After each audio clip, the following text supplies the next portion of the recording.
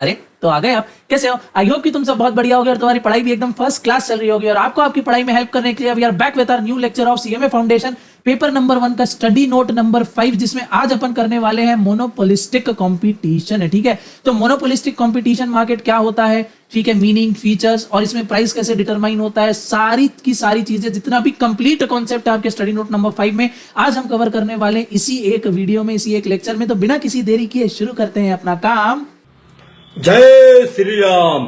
Okay तो अब देखते हैं अपन मोनोपोलिस्टिक कंपटीशन मार्केट के बारे में क्या है ये, इसका मीनिंग क्या निकल के आता है। तो मोनोपोलिस्टिक कंपटीशन मार्केट ये एक ऐसा टाइप का मार्केट है जिसमें अभी तक हमने जो दो टाइप के मार्केट पढ़ रखे हैं उसका ये प्रॉपर बढ़िया सा कॉम्बिनेशन है। सर कौन से दो मार्केट? तो एक है अपना मोनोपोली मार्केट और दूसरा है अपना परफेक्ट कंपटीशन मार्केट। तो जो दोनों मार्केट है उसका एक बराबर से मिक्सचर बनता है अपना मोनोपोलिस्टिक कंपटीशन मार्केट। देखो नाम में मोनोपोली मार्केट का तुमको मोनो दिख जाएगा और परफेक्ट कंपटीशन का थोड़ा सा पोलिस्टिक टाइप का तुमको यहाँ पे वाइब यहाँ पे आने वाली है। तो जो दोनों कंपटीशन थे, जो दोनों टाइप के हमारे मार्केट थे, दोनों के यहाँ पे अपने को फीचर्स देखने को मिलने वाले हैं। तो देखते हैं, समझते हैं कि आखिर ये मोनोपोलिस्टिक कंपटीशन मार्केट होता क्या है। तो the concept of monopolistic competition were introduced by professor Chamberlin. ठीक है, तो प्रोफेसर कैम्बरलिन ने भैया जो मोनोपोलिस्टिक कंपटीशन मार्केट है इनका कॉन्सेप्ट दिया था। It is a market with many sellers for a product but the products are different in certain respects। क्या बोल रहे हैं? ये एक ऐसा मार्केट है जहां पे बहुत सारे यहाँ पे सेलर्स मिलने वाले हैं, बहुत सारे बायर्स मिलने वाले हैं, बहुत सारे प्रोडक्ट मिलने वाले हैं, बट जो प्रोडक्ट है वो दूसरे प्रोडक्ट से कुछ ना कुछ थोड़े बहुत अलग होंगे।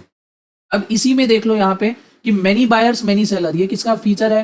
परफेक्ट कंपटीशन का फीचर है। प्रोडक्ट यहाँ पे होने वाले हैं और हर दूसरे प्रोडक्ट से कुछ एस्पेक्ट्स में अलग होने वाले हैं।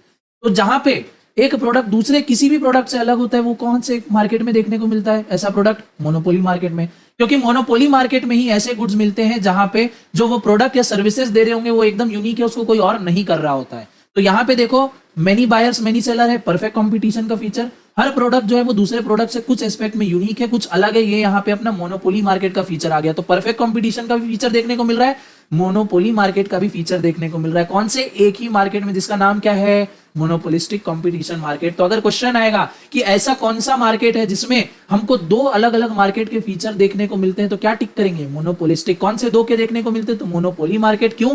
क्योंकि यहाँ पे हर प्रोडक्ट दूसरे प्रोडक्ट से थोड़ा बहुत अलग है। और परफेक्ट कंपटीशन कैसे? क्योंकि यहाँ पे बहुत सारे बायर्स है, बहुत सारे सेलर्स है।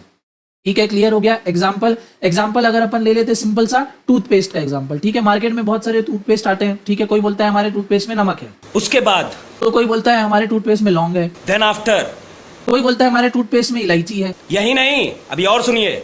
तो कोई बोलता है हमारे टूथपेस्ट से भैया तुम्हारा माउथ एकदम फ्रेश हो जाएगा, माउथ फ्रेशनर यहाँ पे मिला है। ठीक है, बहुत सारे अलग अलग तरीके के टूथपेस्ट हमको देखने को मिलते हैं। काम सभी का एक है, दांतों की सफाई करना, पर छोटे छोटे अलग बहुत फीचर मिला के ये आपस में जितने भी सारे टूथपेस्ट है एक दूसरे से अलग है। कोई नेचुरल बोलता है, कोई अपने आप को केमिकल फ्री बोलता है, किसी में बहुत कम केमिकल है। वैसे ही अगर अपन ले ले साबुन का एग्जांपल, ठीक है, तो कोई यहाँ पे ब्यूटी सोप है, कोई बोलता है इससे भैया तुम सुंदर हो जाओगे, गोरे हो जाओगे, कोई बोलता है स्किन क्लियर हो जाएगी हमारे साबुन से, कोई बोलता है हमारा साबुन ग्लिसरीन वाला है, ठीक है, इससे स्किन पे कोई भी डैमेज नहीं होगा, कोई बोलता है नेचुरल है, कोई भी हार्मफुल केमिकल नहीं है।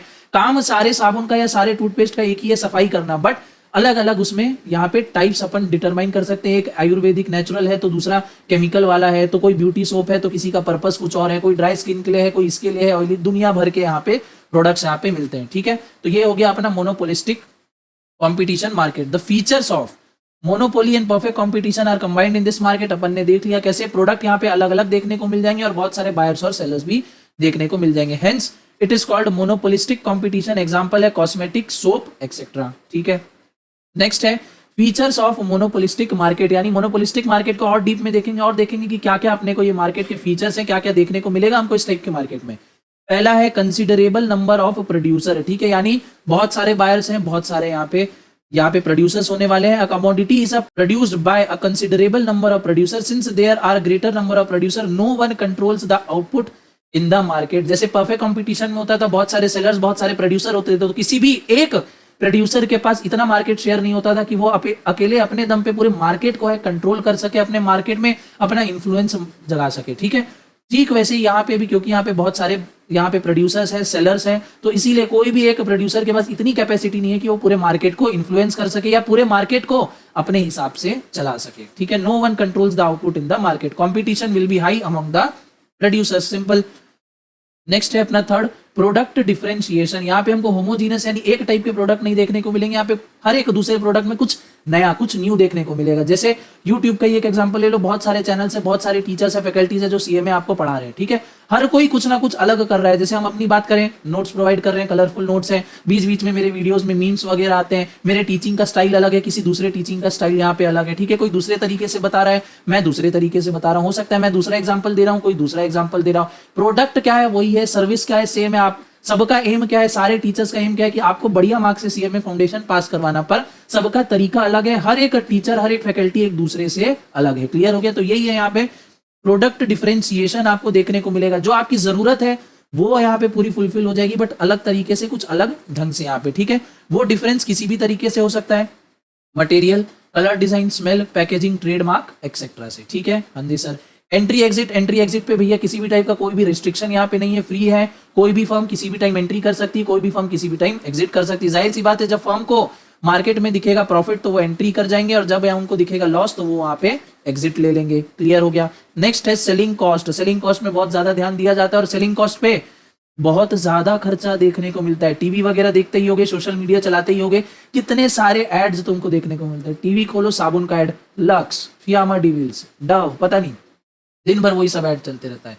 टूथपेस्ट में देख लो, टूथपेस्ट में दिन भर तुमको ऐड देखने को मिल जाएगा टीवी में। तो क्या है? सेलिंग कॉस्ट, जो एडवर्टाइजमेंट पे खर्चा हो रहा है, प्रोडक्ट को बेचने पे जो खर्चा हो रहा है, वो मोनोपोलिस्टिक मार्केट में बहुत ज्यादा है। क्यों? क्योंकि प्रोडक्ट जो है यहाँ पे कुछ बहुत ज्यादा एकदम अलग नहीं है, मोनोपोली नहीं है, कंपटीशन भर भर के। तो अगर किसी कॉम्पिटिटर को, किसी बिजनेसमैन को अपने कॉम्पिटिटर से आगे निकलना है तो क्या करना पड़ेगा? एडवर्टाइजमेंट भर भर के करनी पड़ेगी। क्या प्रोडक्ट बना रहे हैं, क्या उसकी खासियत है, लोगों तक उनको पहुंचाना पड़ेगा। लोगों को जब तक पता चलेगा, जब तक लोगों के इन्फॉर्मेशन में बात आएगी, तब तो जाके लोग प्रोडक्ट खरीदेंगे। इसीलिए सेलिंग कॉस्ट बहुत ज्यादा यहाँ पे हाई होती है, क्योंकि एडवर्टाइजमेंट्स पे, प्रमोशंस पे, PR पे बहुत ज्यादा पैसा खर्चा किया जाता है। कहाँ पे? मोनोपोलिस्टिक मार्केट के अंदर। क्लियर हो गया? हाँ जी सर। नेक्स्ट है इम्परफेक्ट नॉलेज, ठीक है। बायर्स जो है will have an imperfect knowledge about the commodities. Sometimes product may be same but consumer think that a particular product is superior than other due to advertisement and other devices consumer purchase the commodities. क्या है यहाँ पे? अब इतने सारे यहाँ पे same type के प्रोडक्ट हमको देखने को मिल रहे हैं, ठीक है। जैसे टूथपेस्ट या साबुन का एग्जांपल ले लो, दुनिया भर के टूथपेस्ट और साबुन मार्केट में देखने को मिल जाएंगे। अब कौन सा बेस्ट है, कौन सा किससे अच्छा है, इसके बारे में हमको पता ही नहीं है, ठीक है। हमको बस जो चीज एडवर्टाइजमेंट दिखता है, जो अच्छा लगता है, हमको अट्रैक्ट करता है, या शॉप में जाते हैं जिसकी पैकेजिंग अच्छी लगती है, अपन वो उठा लेते हैं, ठीक है। तो यहाँ पे क्या है?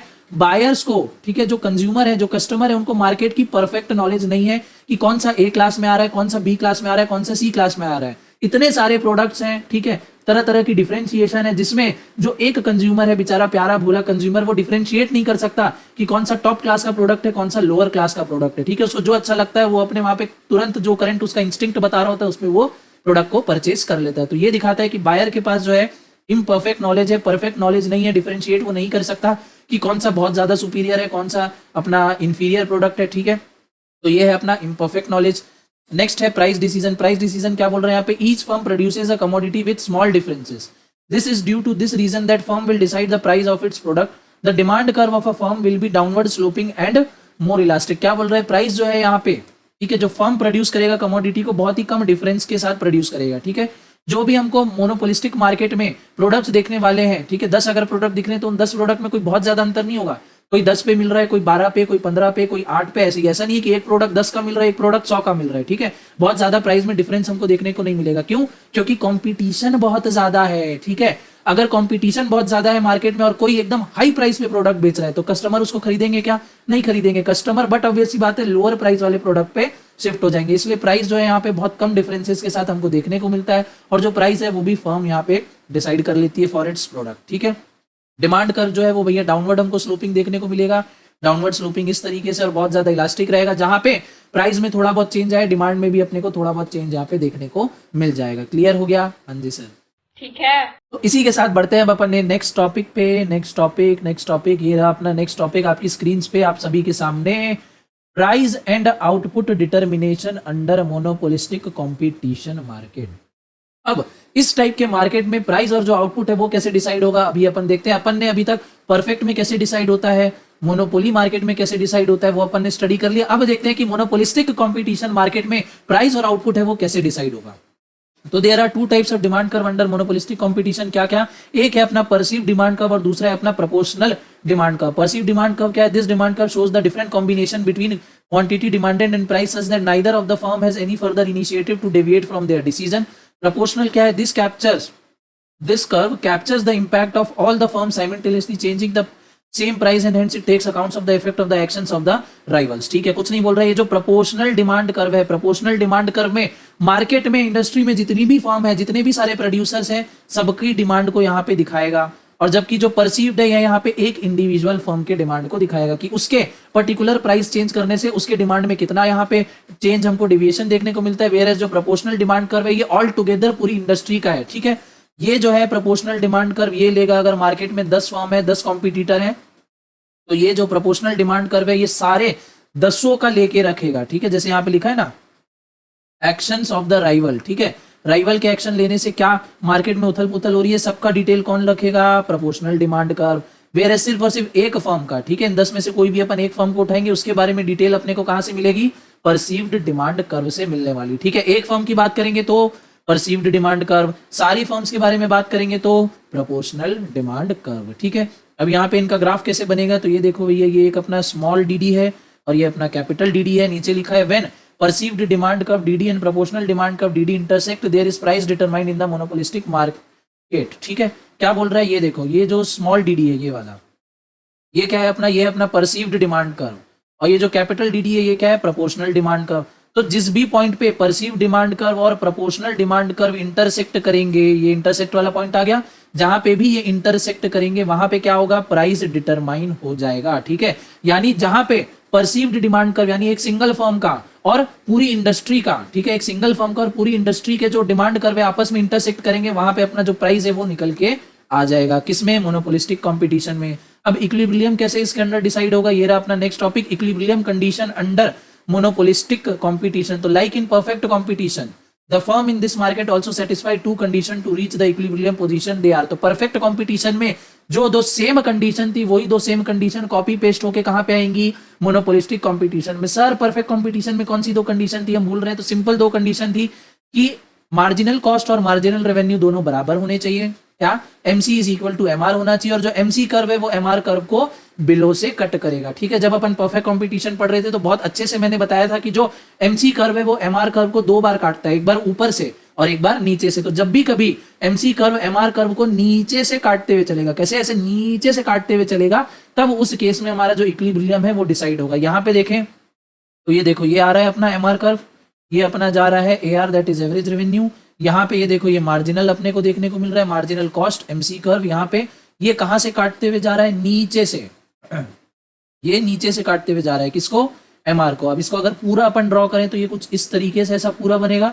तो एक बार जो है वो यहाँ से कट कर रहा है, बट क्या ये अपना इक्विलिब्रियम होगा? नहीं, क्योंकि यहाँ पे इस पॉइंट में सिर्फ और सिर्फ ये वाली कंडीशन सेटिस्फाई हो रही है कि MC is equal to MR है, बट अपने को दूसरी वाली भी देखनी है। तो दूसरी वाली यहाँ पे सेटिस्फाई होगी जब MC कर्व जो है MR को नीचे से काटते हुए जाएगा। उसी पॉइंट पे अपन देखेंगे ऊपर कि AC कर्व कहाँ जा रहा है, तो AC कर्व जो है अपना वो ऊपर से जा रहा है। तो इस सिचुएशन में सुपर नॉर्मल प्रॉफिट अपने को देखने को मिलेगा। क्या है, थोड़ा सा एक बार और क्लीन कर देता हूं, साफ हो जा। हाँ, ओके। तो क्या हो रहा है यहाँ पे? दो कंडीशन हमको देखनी है, फिर से देखना। MR कर्व जा रहा है अपना, उसको MC कर्व नीचे से काटेगा। ठीक है, इस पोजीशन में क्या है? MR और MC सेम लेवल पे हैं, पहली वाली कंडीशन सेटिस्फाई होगी। ठीक है, कि MR और MC बराबर होंगे, तो इस पॉइंट पे दोनों बराबर हैं और MC कर्व जो है MR को नीचे से काटते हुए जाएगा। अगर MC कर्व को मैं पूरा बनाऊं कुछ इस तरीके से U शेप का ये बनेगा। इस पॉइंट पे भी अगर अपन देखें तो MC और MR सेम है, दोनों का लेवल सेम है, बट जो MC कर्व है वो ऊपर से काटते हुए आ रहा है। अपने को कब चाहिए? कि नीचे से काटते हुए जाए। तो नीचे से इस पॉइंट में काटते हुए जा रहा है, तो यहाँ पे अपनी कंडीशन जो है दोनों सेटिस्फाई हो रही है, यहाँ पे अपना इक्विलिब्रियम निकलेगा। उसी पोजीशन में अपन देखेंगे कि AC कर्व कहां से जा रहा है, तो AC कर्व अगर ऊपर से जाएगा तो यहाँ पे सुपर नॉर्मल प्रॉफिट होने वाला है। AC कर्व अगर यहाँ नीचे से जाता तो यहाँ पे अपने को लॉस होने वाला है। AC कर्व भी सेम पोजीशन से जाता तो अपने को नो प्रॉफिट नो लॉस यहाँ पे देखने को मिलता। सारी चीजें अपन ने परफेक्ट कॉम्पिटिशन में पढ़ी है, सेम वही चीज यहाँ पे अप्लाई होगी। ठीक है, AC कर्व अगर ऊपर से जाए तो प्रॉफिट है, नीचे से जाए तो लॉस है, सेम लेवल से जाए तो नो प्रॉफिट नो लॉस है। उसी को यहाँ पे इक्वेशन के फॉर्म में एक्सप्लेन किया है। वापस से अपन अभी एक्सप्लेन नहीं करेंगे क्योंकि परफेक्ट कंपटीशन में अच्छे से अपन पढ़ चुके हैं। जिन्होंने नहीं देखा है तो ऑलरेडी वीडियो अपलोडेड है, जाके एक बार देख लेना। The above figure depicts short-run equilibrium situation where monopolistic competition. In this situation, it is possible for a firm to earn supernormal profit. ठीक है, शॉर्ट रन में बता रहा है कि शॉर्ट रन में क्या होगा, सुपर नॉर्मल प्रॉफिट यहाँ पे होगा. ठीक है, तो भैया लॉन्ग रन में क्या होगा, तो long run equilibrium under monopolistic competition. Long run में क्या होगा, each firm earning excess profit during short run would attract new firm into the market. ठीक है, ऊपर में अपन ने क्या देखा था, क्योंकि फ्री एंट्री और फ्री एग्जिट है. क्या है, फ्री एंट्री और फ्री एग्जिट है, इसीलिए जब भी बाकी फर्म्स को दिखेगा मार्केट में पैसा है, एंटर हो जाएंगे वो. जब उनको लॉस होने लगेगा तो वो वापस से एग्जिट हो जाएंगे. तो क्या बोल रहे हैं यहाँ पे कि जब भी कभी जो फर्म है एक्सेस पैसा कमाएंगे, प्रॉफिट कमाएंगे अंधाधुंध, तो शॉर्ट रन में क्या होगा, बहुत सारे नए नए फर्म्स यहाँ पे अट्रैक्ट हो जाएंगे. As there is no barrier on entry into the market, new firms can easily enter into the market in long run. As a result, क्या होगा, actual market share of each firm will start to shrink in the actual market share. Demand curve will shift leftward. इससे क्या होगा, मान लो एक पहले market था जिसमें सिर्फ 5 कॉम्पिटिटर थे, 5 फर्म थे, सारे को इक्वल मान लेते, तो सबका कितना शेयर आ गया, 20% हर कॉम्पिटिटर का यहाँ पे शेयर आ गया. वो पांचों दबा के प्रॉफिट कमा रहे थे. अब बाकी बाहर वालों ने देखा कि यार इस इंडस्ट्री में भी ना बहुत ज्यादा पैसा है, तो 5 और कॉम्पिटिटर आ गए. ठीक है, तो अब जो 5 नए कॉम्पिटिटर आए उनके भी कुछ ना कुछ कस्टमर बन जाएंगे. अब उनके कस्टमर कैसे बनेंगे, तो जो पुरानी 5 फर्म थे उनमें से 1-2 कस्टमर जाके नए फर्म के साथ जुड़ जाएगा, जिससे क्या होगा, जो पुराने कॉम्पिटिटर्स थे उनका शेयर जो है धीरे धीरे कम होने लगेगा. अब जब इनका शेयर धीरे धीरे कम होगा, हो सकता है किसी को लॉस भी हो, तो जिसको लॉस होगा वो अपना मार्केट से निकल जाएगा. तो ये होगा यहाँ पे लॉन्ग रन में. कि शॉर्ट रन में तो फर्म जो है उनका शेयर जो है मार्केट में लार्ज रहेगा, प्रॉफिट दिखेगा, इसको देख के बाहर से जो फर्म्स अट्रैक्ट होंगी यहाँ पे आएंगी और एकदम भसड़ मचने वाली है, पूरा यहाँ पे कॉम्पिटिशन भर जाएगा, जिसमें कुछ फर्म्स को लॉस होगा और वो अपना मार्केट से निकल लेंगे. ठीक है, आगे. At that situation, each firm may think that will fall into their price. More quantity can be sold following its perceived demand curve. अब क्या होगा, जब धीरे धीरे, ठीक है, जैसे जैसे टाइम जाते जाएगा, धीरे धीरे जिन फर्म्स को लॉस होते रहेगा, तो उन लोग क्या सोचेंगे कि सेल्स को बढ़ाने के लिए, प्रॉफिट को बढ़ाने के लिए क्या करेंगे, प्राइस कम करते रहेंगे. ठीक है, प्राइस कम करेंगे तो क्या होगा, डिमांड यहाँ पे उनकी बढ़ जाएगी. ठीक है, क्योंकि प्राइस कम करेंगे तो डिमांड बढ़ जाएगी. इसी को क्या बोलते हैं, perceived demand curve. Perceived demand curve क्या मैंने बताया था, एक इंडिविजुअल फर्म, ठीक है, एक इंडिविजुअल फर्म डिफरेंट प्राइसेस पे उसकी क्या डिफरेंट डिमांड आ रही है, उसको कौन सा कर्व दिखाएगा, तो परसीव्ड डिमांड कर्व दिखाएगा. अब लॉन्ग रन में क्या होगा, जब भी किसी फर्म को यहाँ पे लॉस होने लगेगा तो वो क्या करेगा, अपनी प्राइस को कम करेगा, जिससे उसकी डिमांड बढ़ जाएगी, उसका सेल बढ़ जाएगा. यही देख के बाकी सारे जो भी गिरगिट होंगे, जो भी कंपटीशन होंगे मार्केट में, वो भी अपना प्राइस कम करेंगे. फिर क्या होगा, अगेन एक ऐसा टाइम आ जाएगा जहां पे सारे फर्म्स का प्राइस कम है और सबका फिर डिमांड वहां पे वापस पहले जैसा होने वाला है. ठीक है, thus in an attempt to increase profit the firm will lower the price. It expects to sell more along the perceived demand curve. A situation of price competition would arise when each firm tries to do the same thing independently. और perceived demand curve से जब सब firm देखेंगे कि यार उसने price कम कर दिया, उसको फायदा हो गया, हम भी प्राइस कम कर देते हैं, हमको भी फायदा हो जाएगा, तो जितने भी 10 कॉम्पिटिटर है मार्केट में, सब क्या करेंगे, सब अपना प्राइस कम करते रहेंगे. इसको किससे हमको पता चलेगा, ये फिनोमेना हमको प्रोपोर्शनल डिमांड कर्व से पता चल जाएगा. ठीक है, तो परसीव्ड डिमांड कर्व से सारे प्रोपोर्शनल पे वापस से आ जाएंगे. तो लॉन्ग रन में ये सारी सिचुएशन होने वाली है. शॉर्ट रन में सबको फायदा दिखेगा, उसको अट्रैक्ट होकर बहुत सारी और फर्म्स आएंगी, सबका मार्केट शेयर कम होगा, सबका जो डिमांड कर्व है लेफ्टवर्ड यहाँ पे शिफ्ट होने लग जाएगा. इसको देख के प्राइस कम करेगी कुछ फर्म, उसको फायदा होगा, उसको देख के बाकी सारी फर्म भी जो अपना प्राइस कम कर लेंगी. परसीव डिमांड कर्व से वापस से हम प्रोपोर्शनल पे आने वाले हैं. ठीक है, वही जो सेम चीज है यहाँ पे अपने को डायग्राम से बताया कि लॉन्ग रन में यहाँ पे देखो ना प्रॉफिट हो रहा है ना यहाँ पे लॉस हो रहा है. तो लॉन्ग रन में नो प्रॉफिट नो लॉस की सिचुएशन यहाँ पे जा रही है. ठीक है, फर्म चाहेगी कि वो एक्स्ट्रा पैसा कमाए. ठीक है, ये देखो, एक मिनट, इसको थोड़ा सा पहले मैं कर देता हूँ यहाँ पे, क्योंकि बहुत सारी चीजें यहाँ पे बनी हुई है. ये देखो, ये एमआर दिख रहा है, ये एमआर की लाइन जा रही है, ये अपने एआर की लाइन जा रही है, ये अपना लॉन्ग रन मार्जिनल कॉस्ट है, ये अपना एवरेज कॉस्ट है. फिर एक लाइन अपने को ये यहाँ पे दिख रही है ये क्या है, अपना परसीव डिमांड कर्व है यहाँ पे कुछ इस तरीके से. अब क्या होगा कि शॉर्ट टाइम में प्रॉफिट दिखा, भर भर के यहाँ पे फर्म आ गई. अब उसमें क्या होगा, कुछ जो फर्म है वो चाहेंगे कि भैया वो अपना प्राइस को कम कर दे ताकि डिमांड बढ़ा दे और इतना प्रॉफिट कमाए. ठीक है, सारी फर्म्स मार्केट में कहाँ पे हैं, इस पॉइंट पे है. ठीक है, इस लाइन पे है. बट कुछ फर्म क्या सोचेंगे कि भैया वो इस पॉइंट तक आ जाते हैं और अपना प्रॉफिट और जो डिमांड है सेल से बढ़ा देते हैं. बट क्या ऐसा होगा, नहीं होगा. जो बाकी फर्म्स हैं वो भी एक फर्म को देख के अपने प्राइस को कम करेंगे और सारी की सारी फर्म वापस से इस लेवल पे आ जाएंगी. ठीक है, सारी फर्म्स आना चाहेगी ये लेवल पे, क्योंकि ये लेवल ज्यादा अच्छा है उनके लिए, फेवरेबल है, उनकी यहाँ पे सेल्स बढ़ी हुई है. सारी फर्म्स यहाँ पे आना चाहेंगी, बट क्या आ पाएंगी, नहीं आ पाएंगी, क्योंकि एक को देख के सारी फर्म्स अपना जो प्राइस है वो कम कर लेंगे और वापस वो इस वाली पोजीशन पे यहाँ पे आ जाएगी. क्लियर है, सारी फर्म यहाँ पे आना चाहेगी बट आ नहीं पाएगी, इधर पे ही वापस वो अटक जाएंगे आके. तो यही चीज यहाँ पे पूरा वो थियोरी में एक्सप्लेन किया है कि कैसे कट कर रहा है, क्या हो रहा है। लॉन्ग रन में अपने को नो प्रॉफिट नो लॉस यहाँ पे देखने को मिलने वाला है। क्लियर है? हाँ जी सर क्लियर है। तो नेक्स्ट टॉपिक पे अपन आते हैं, simple selling cost and monopolistic competition. कि मोनोपोलिस्टिक कंपटीशन में फीचर्स में अपन ने देखा था कि सेलिंग कॉस्ट बहुत ज्यादा होती है, तो उसको और थोड़ा डीप में अपन पढ़ने वाले, अंडरस्टैंड करने वाले। क्या है? The recognition of product differentiation provides the motivation for the selling expenses, particularly for advertisement, incurred by any firm in the monopolistic competition. The firm desires to emphasize the difference between its own brand and other brands of the product available through advertisement and other selling activities. Thus, selling activities have a definite role in strengthening the presence of consumer for the advertised product and making the demand for the product relatively inelastic. At the initial stage, expansion in sale will not require an equi-proportionate increase in selling expense, and this cause a decline in spend more per unit of output to attract buyers and other varieties, and average selling cost will rise. So the average selling cost curve become U-shaped, and vertical synopsis of U-shaped average cost curve and the average selling cost curve would result in a true AC curve. It operates less than its full utilization level. This calls for emergence of excess capacity in the market. According to the diagram below, the difference between QMC and QPC captures the extent of the excess market. कुछ नहीं, यहाँ पे simple सी भाषा में मैं बता रहा हूँ क्या बोल रहा है कि अपने को पता है कि मोनोपोलिस्टिक में क्योंकि कंपटीशन बहुत ज्यादा है, ठीक है, प्रोडक्ट में डिफरेंशिएशन है, बट वो डिफरेंशिएशन बहुत अलग एक हाई लेवल का नहीं है, ठीक है, थोड़े बहुत ही डिफरेंशिएशन है। इसमें क्या होगा, जो कंपनी है उनको जो अपना ब्रांड है वो अलग से एस्टेब्लिश करना पड़ेगा अपने कॉम्पिटिटर के ब्रांड से। हर कोई कंपनी ये दिखाने पे लग जाएगी कि भैया हमारा एक ब्रांड है, हम बहुत अच्छे हैं, बाकी सारे ऐसे ही हैं, ठीक है, हम सुपीरियर हैं, बाकी सारे इंफीरियर हैं। इसमें क्या होगा, कंपनी को भर भर के एडवर्टाइजमेंट करना पड़ेगा। अब स्टार्टिंग में क्या होगा, जब भी कोई नई कंपनी आएगी अपना एडवर्टाइजमेंट दिखाएगी तो लोगों के भी मन में आएगा कि यार नई नई कंपनी आई है, कुछ नया प्रोडक्ट है, अच्छा एक बार ट्राई करके जरूर देखते हैं, ठीक है। तो उस सिचुएशन में क्या होगा कि जो भी कंपनी अपना एडवर्टाइजमेंट पे खर्चा कर रही है, सेलिंग पे खर्चा कर रही है, वो उनका इजीली रिकवर हो जाएगा उनकी सेल से, क्योंकि नया प्रोडक्ट जाहिर सी बात है लोगों को अट्रैक्ट करेगा। तो जितना वो सेलिंग कॉस्ट पे खर्चा करेंगे, जितना एडवर्टाइजमेंट में खर्चा करेंगे, वो इजीली रिकवर हो जाएगा शॉर्ट पीरियड ऑफ टाइम में, ठीक है। उनकी सेल्स अचानक से बढ़ जाएगी, जिससे जो उनका सेलिंग कॉस्ट है वो क्या है, जल्दी रिकवर हो जाएगा। बट धीरे धीरे जैसे टाइम बढ़ते जाएगा, ठीक है, धीरे धीरे जैसे टाइम बढ़ते जाएगा, ये जो उनका सेलिंग पे जो खर्चा है वो धीरे धीरे प्रोडक्ट के बराबर में आने लग जाएगा, और एक टाइम ऐसा होगा कि सेलिंग कॉस्ट उनके पर यूनिट कॉस्ट से अपना यहाँ पे ज्यादा होने लग जाएगा। तो कुछ इस टाइप का जो सेलिंग कॉस्ट का अपना जो ग्राफ है वो यहाँ पे बनेगा। स्टार्टिंग में क्या होगा, वो सेलिंग पे कम खर्चा करेंगे, रिटर्न ज्यादा मिलेगा।